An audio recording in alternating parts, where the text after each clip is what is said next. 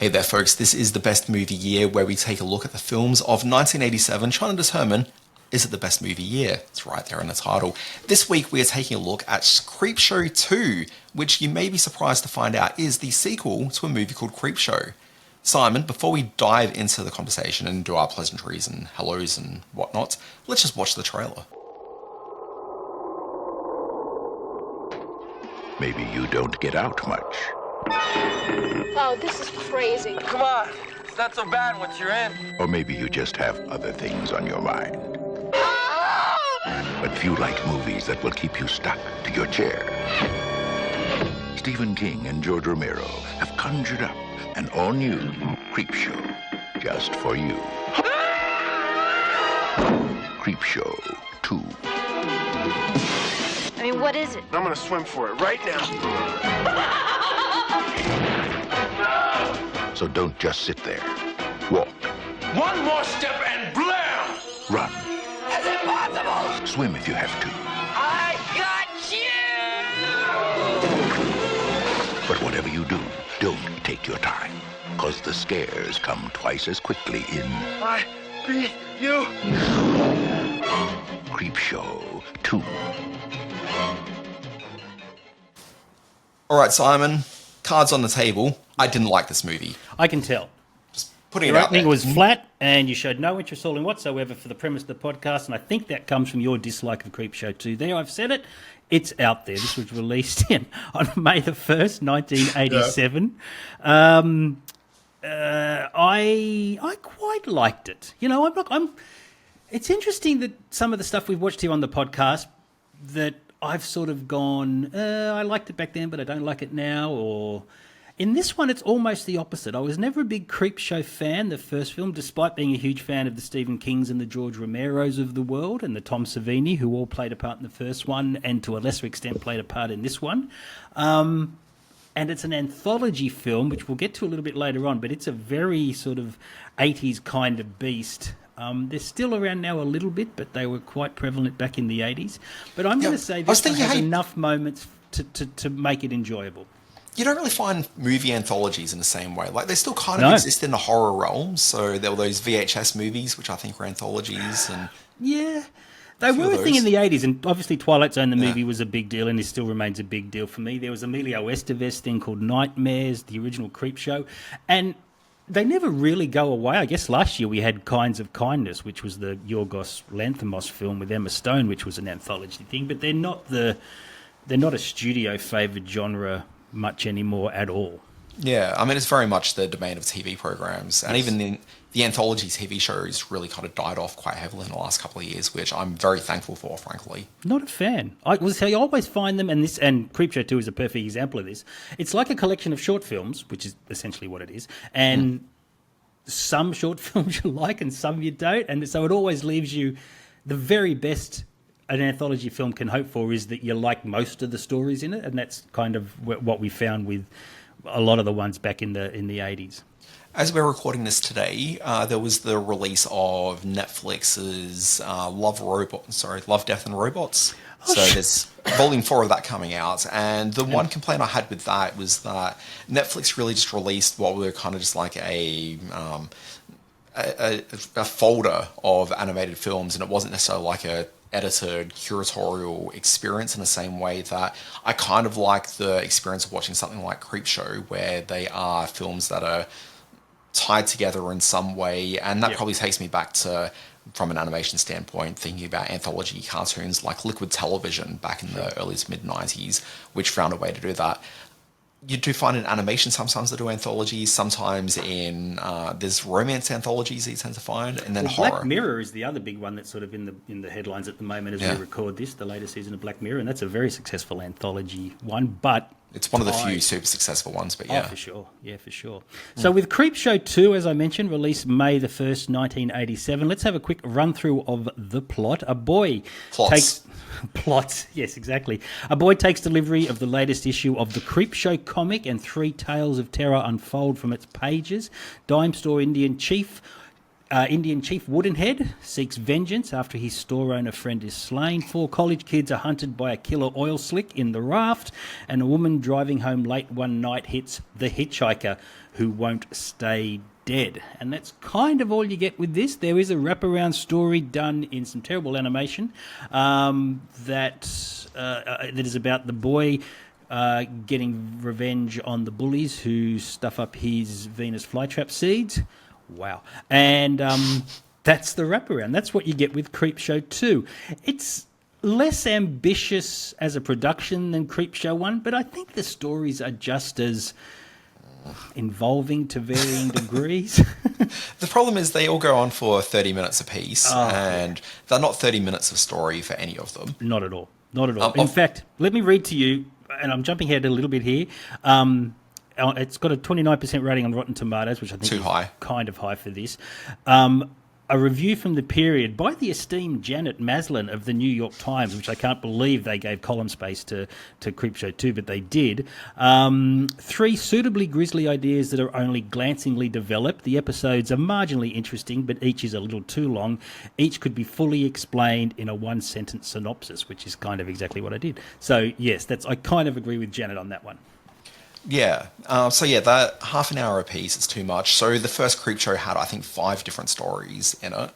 And I kind of wish they'd done the same thing here. So 5 were planned, but they only ended up doing 3 for budgetary reasons. Okay. Well, that's interesting because what I could find about the budget was that it was a $3.5 million film to make, which is nearly $10 million in today's dollars. So that's well down on what the original would have been. At the box office, it took 14 million, which is nearly 40 million in today's dollars. So it was not bad for this, frankly. Not bad at all, and sort of showed the pull of Stephen King and to a certain extent George Romero at the time.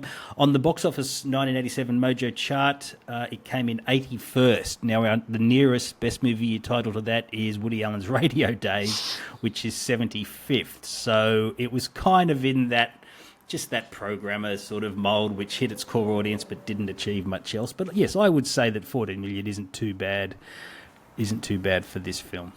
So this is a film where cast-wise you do have Stephen King making a cameo in it, which is kind of fun. What the fuck happened? Looks like a hit and run. Yeah? Car blew by me a little while ago. Couldn't see the lights. Don't know what the hell it was. Looks like a black guy, huh? But your biggest stars in this one are Lois Chiles. Lois Chiles. Best known for playing Holly Goodhead in the Bond film. Yes, she's and it's sort of an unheralded Bond queen. She's not often mentioned of as one of the sort of high-profile Bond girls, but I thought she was great. Even though I think it's the funniest name of the for sure, that and Bond Pussy girls. Galore. Yeah. She makes an appearance in Austin Powers' International Man of Mystery. Mm-hmm. And remember when they kill off the henchmen? Like you see these scenes where they do these cutaway shots to like the families who are going to be mourning the death of their henchman husband. Yeah. Anyway, so she's the wife. Her?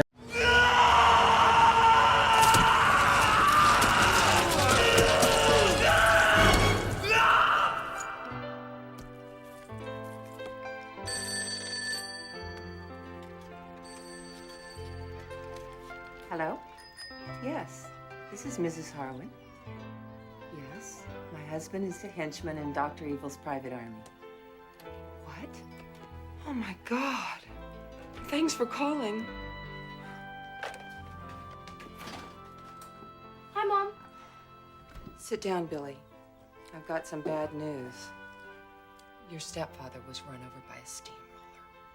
But, Mom, since Dad left, Steve's been like a father to me. People never think how things affect the family of a henchman.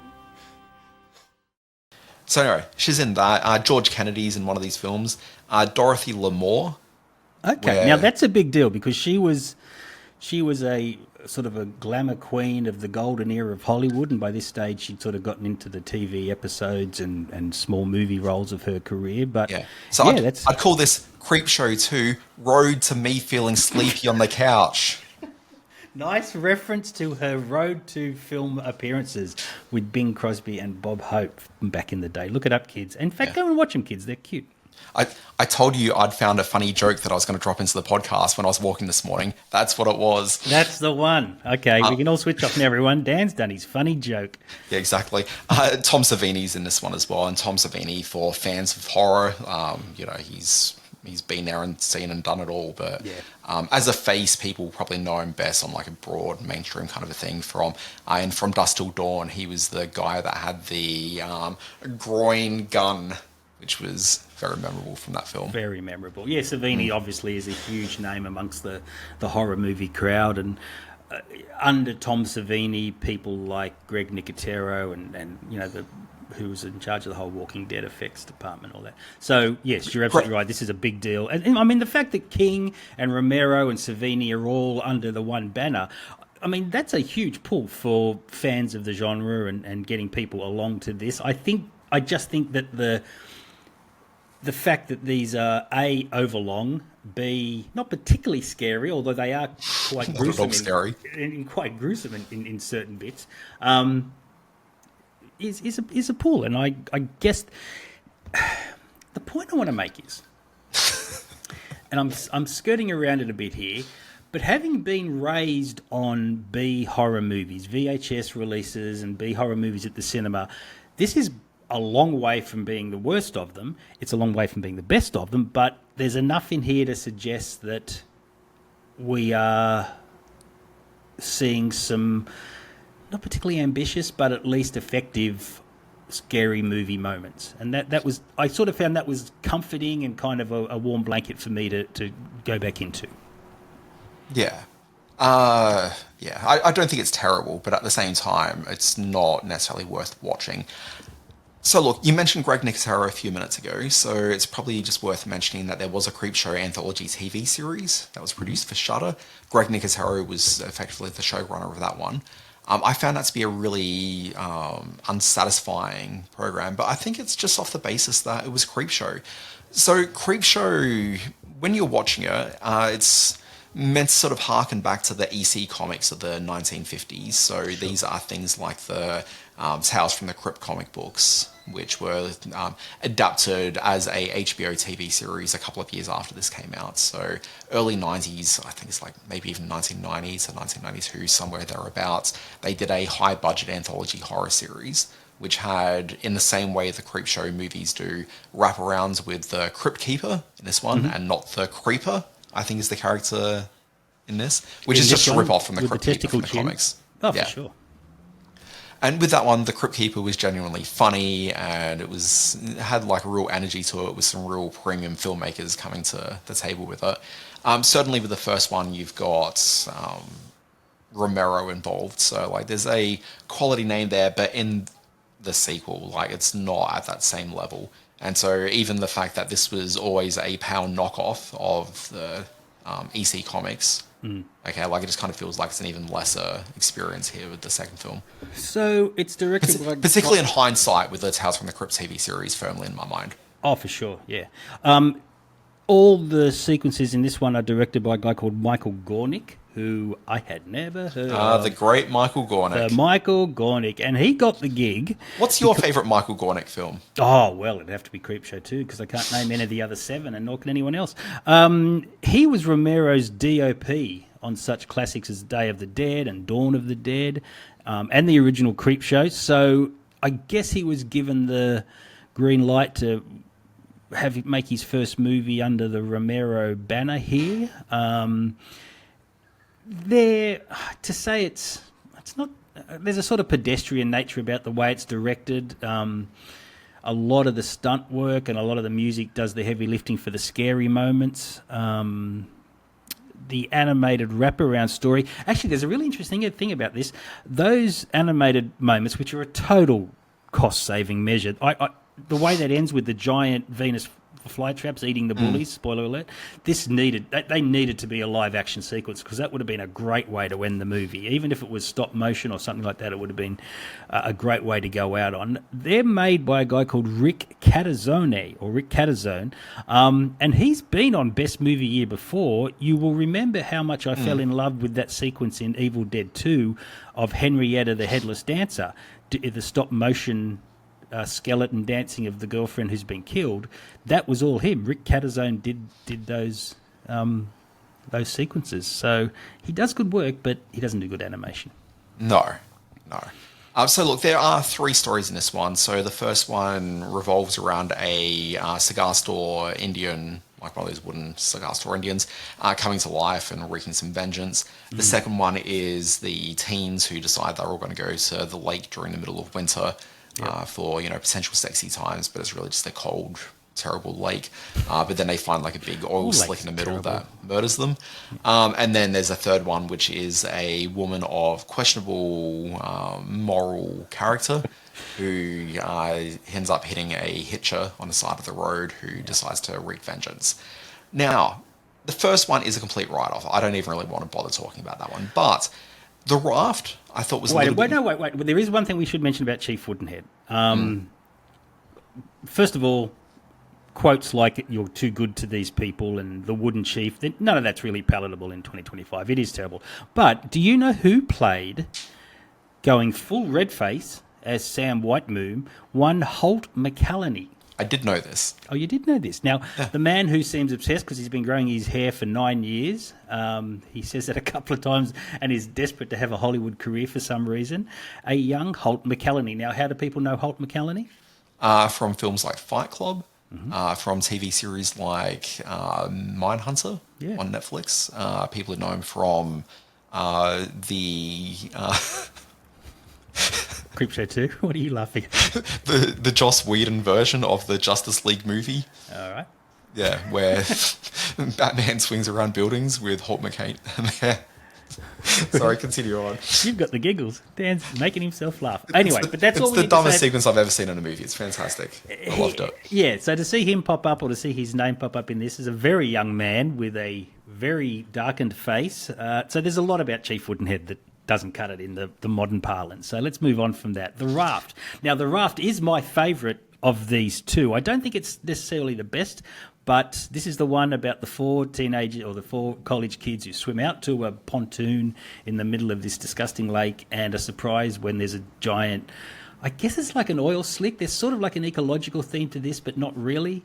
And it starts picking them off one by one. The first girl to get oiled is Paige Hanna, sister of Daryl, and married to music industry giant turned producer Lou Adler, the man. Oh, look at you loading up Wikipedia earlier today. Hey, what else are we going to talk about with this film? I did absolutely load up Wikipedia. I do have a habit of getting the IMDb page up for these and just clicking on random people through the cast list to see if there's any interesting thing to say about them. And Paige Hanna is the one. She's the one who says, "It's so quiet," she says, despite there being a huge music background noise being pumping out of the radio on the car.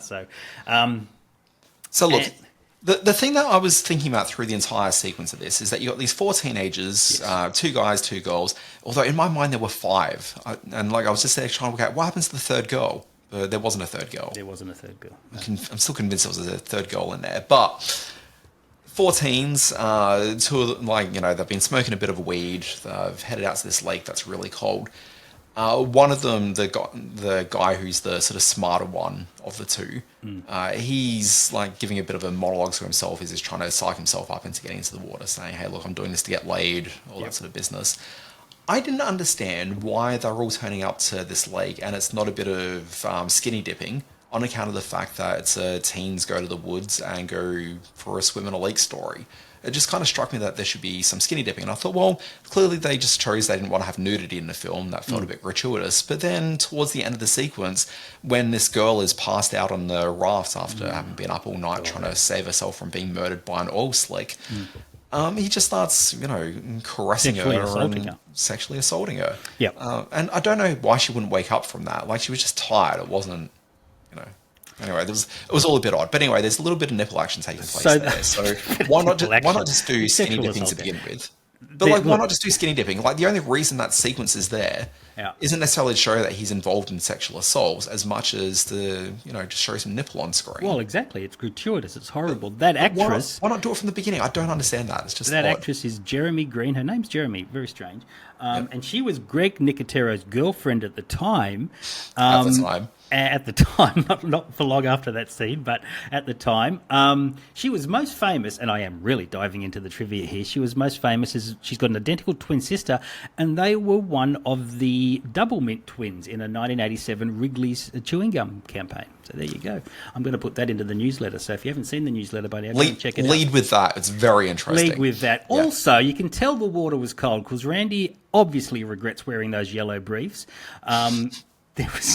That would be the reason that they all decided not to go full nude in that one. Because because they were able to keep up their warmth with, the scant cladding. the yellow, exactly right. But look, the other thing as well, and this is maybe the frustration I had with the second and third story, because the first one I was just trying to ignore because it was just kind of, first of all, it just wasn't good horror, and secondly, the political sort of aspects of it is just a bit gross now. Horrible. But on the raft, I'm like looking at the end and I'm like, well, is this leading to like some sort of twist ending or some sort of, clever thing they're going to do at the end? Mm-hmm. The amount of cleverness amounts to, they move the camera over to the right and you see a no swimming sign that's sort of covered up by trees. Like, that's a bit dumb. I kind of thought, considering that the oil slick left the water and went onto the beach, that maybe it'd make its way over to the car that was miraculously still running. Yes. And make its way into the fuel tank and maybe drive off. I thought that'd be something a bit interesting. Oh, sitting behind the wheel with its seatbelt on, just taking off with the... No, like just in the fuel tank, but like maybe that's enough to... I see, blob style. Yeah, exactly. Like that would have been fun. Cut to my thoughts on The Hitchhiker, which is, I think, the only one of the stories that I genuinely properly enjoyed. Yes. Okay, what's enjoyable about it is that you've got this character, Annie Lansing, who's this adorable woman. She's very good. Lois Charles... She is good. She delivers a lot of monologues in it, but she's talking to this male prostitute at the beginning that she's just had 6 orgasms with, which is a plot point. Oh, the digital clock discussion. Yeah. The alarm clock discussion, yeah. But, like, that's kind of a bit charming. Like, it's something, the film, like, they were making some choices that just kind of felt like they were actually, bringing some actual characterization. Like, there was something happening there. The performances between the two, I thought they played off each other fairly well. It just kind of seemed like a nice moment to kick off the story. Sure. And then she's driving along with this monologue, and the monologue was a little bit funny at times, and like actually revealed a bit about who she was and what her life status is, and like it was interesting enough. Like it kept my attention. You knock over the guy, the interplay between the truck driver played by Stephen King. And the fancy guy with a mobile phone, with a car phone in 1987, that was not hugely interesting, but like it wasn't as dire as the movie had been previously up until that point. There was kind of something to it. It's just that was really the first 8 minutes of the 30-minute story, and then most of it was just inexplicably the, hitchhiker on the attack. Now, you were talking about your trivia. Do you know who that hitchhiker is? No. I do not. Do tell. Now, the actor, and I think I've lost the name. I'm going to say it was Tom Morgan is the name of the actor. I think it's Tom Wright. Tom Wright. Sorry, I'm confusing him with the musician. Okay. Tom Wright, he's the guy from Seinfeld. He's the African-American guy that George is working with for the Yankees. Oh, really? He's in like about 5 or 6 episodes of... okay, yes, I remember him.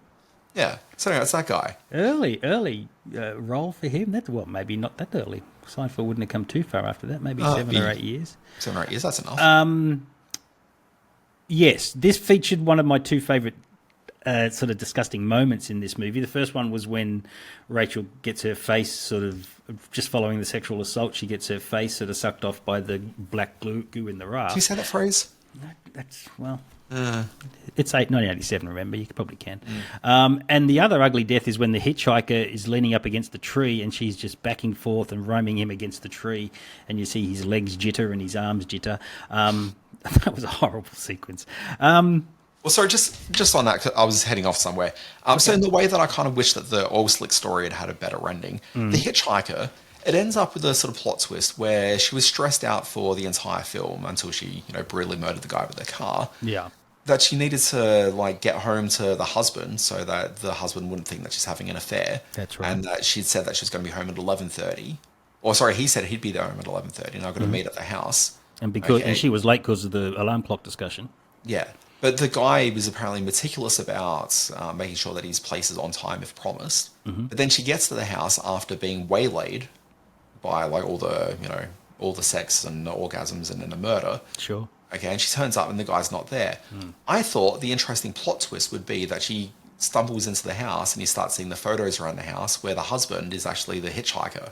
Nice. You That have would have put a been- lot of thought into making this a better film. Sadly, not that much thought. Like, I kind of wish that, they'd put in the extra 30 would seconds be of a thought I twist. outlaid it in. That would have been a fun twist. That would have wrapped up the entire arc that she'd been on. Yes, it would it have would have been a taken it out proper of the realm. twist. I see. I like your endings. I think your endings speak to a more fulfilling narrative beats, I guess you could say. But we've got to Heaven remember, forbid. these are being cut from the pages of a kid's comic book. So No, but they hadn't been, Simon. They were ripped off from the idea of the kids' comic book. No, these were the stories that were in the Creepshow book that the boy had. That's what but That's why they keep ending on the last panel of the story of that episode or that edition of Creepshow. The comic. I don't know why either idea of mine would be too sophisticated for a knockoff comic book. Dan, you're too sophisticated for the world as it is. I should have worn my smoking jacket on this podcast. What year? And I know the answer to this, but I'm going to ask it anyway. Was it 1987? What year was Stephen King struck by a van while walking with his dog, or while walking alongside the road?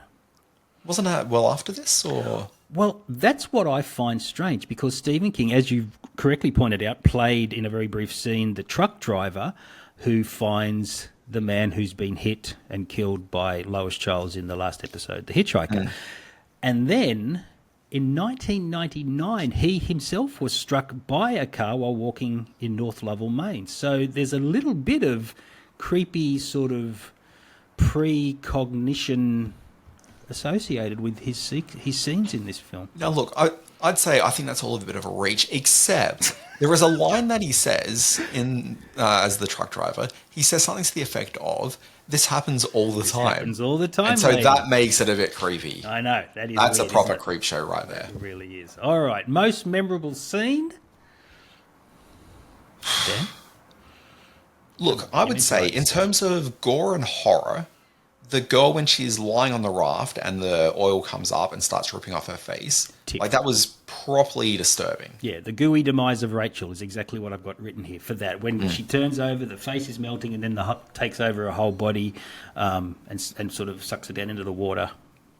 But in terms of the scene I liked the most, it was probably Lois having a chat with the male prostitute. Really? Well, just because I thought it was a charming scene. It was the only time in the movie that it really probably came alive for me. Yeah. It's interesting. They did all the episodes, even the Oh, and all the nipples. yeah, you love your nipples. Oh, Well, sorry, including Lois Charles, who takes her top off. true, yes. In a yes, scene yes, which I isn't was actually wrong. that gratuitous. No. Unnecessary, but maybe not gratuitous. I don't think it's unnecessary. All three stories start off with a fairly heavy bit of dialogue. In the Chief Woodenhead thing is, the wife and then the good Indian chief sort of talking to the shopkeeper, George Kennedy. And then in the second one, there's all that stuff in the car where they're talking. And in the third one, there's the alarm clock discussion. So they all sort of pad out their 30 minutes with a little bit of, none as effective as the sequence in The Hitchhiker, granted, but they all sort of have that moment at the start of the story.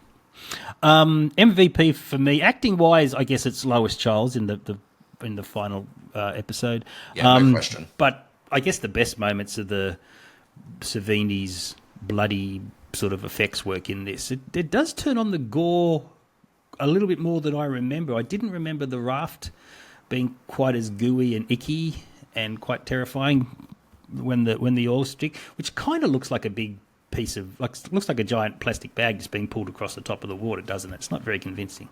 No. Yeah. What do you think happened to that duck? Because when nothing good. Randy nothing good. Yes, when they first notice there's something wrong with the water, that there's a duck being sucked down into by it. So at It'll least be one fine. duck was hurt in the making of this film. Okay, so look, the question that we usually end the podcast with is, does this movie contribute to the idea of 1987 being the best movie year? Mm-hmm. Well, No. no. Not particularly. It speaks to a certain point in movie making when sequels to surprise hits were not uncommon and kind of put together in a bit of a slapdash way, but I don't think it's going to help the argument that 1987 was the best movie year ever. In fact, do I recommend you watch it? Only if you're a King, Savini, Romero completist. Otherwise, this is very far down on their list of achievements. So I was a bit surprised at how much I really just did not care for this movie at all. I know. Okay, and it was only because the first Creepshow I've actually seen a bunch of times, because for some reason it used to play late at night fairly regularly on, I think, Channel 10, right at the time when I was spending a lot of time sort of late at night watching horror movies. And so I was well familiar with it. I'd rewatched it a bunch of times whenever it had come up. So I've got the first one sort of fairly well in my mind, and I thought I'd watch Creepshow too, but certainly I haven't. And Okay. you know, And just to support you on your opinion of this film, I'll just read out that text you sent through to me this afternoon. Fucking hell, was Creepshow 2 awful? Yeah. Was that just meant for me, or was that for the podcast? Probably wouldn't have dropped a swear in there. You'll have to go through and bleep it now, so we keep our family-friendly rating. We have got a bunch of really good films coming up in the weeks ahead. River's Edge. Next week on the podcast, we've got Hot Pursuit. Oh, Hot Pursuit, the John Cusack wacky comedy, which I've seen once but can barely remember, so I'm looking forward to it. I've never seen it. Have you ever seen Creepshow 2? I forgot to ask. No, I just said that a few moments ago. Yes, you Haven't did. seen it. Yeah. But no, I've never seen Hot Pursuit. Okay. I've never seen River's Edge, Good which Lord. is the week after that. Yeah, I've never that's seen right. The Gate. I've seen the my video goodness. cover for The Gate many times, but I just never rented it for whatever reason. Fair And enough. also, I've never seen the next film we're doing called Ishtar. Oh, you are in for such a treat. Such a treat, Dan Barrett. You must just lie awake at night thanking your lucky stars that you've met me and that I can bring this sort of insight to your movie-watching growth. Nailed it. Anyway, folks, this has been Best Movie Year. We'll be back next week with a look at Hot Pursuit. Very excited. Folks, we'll see you then. But in the meantime, sign up to our newsletter. You can find it at bestmovieyear.com. And in that newsletter, you'll find a weekly email from Simon with some trivia and links to videos and all sorts of gear he wants to throw in there. That's right, yes. The Double Mint Twins commercial will be in this week's newsletter, I promise. And people are already excited about that. So, yes, it's on the Substack. Best Movie Year, same place. Well, with a quick search, you'll also find Always Be Watching, which is Dan's newsletter, a must subscribe, and my Screen Space newsletter, which is quickly becoming a must subscribe. It's getting better every week. Thank you for saying that. Thanks, Dan. Thank you, Simon. We'll be back next week with more of this. We'll see you then.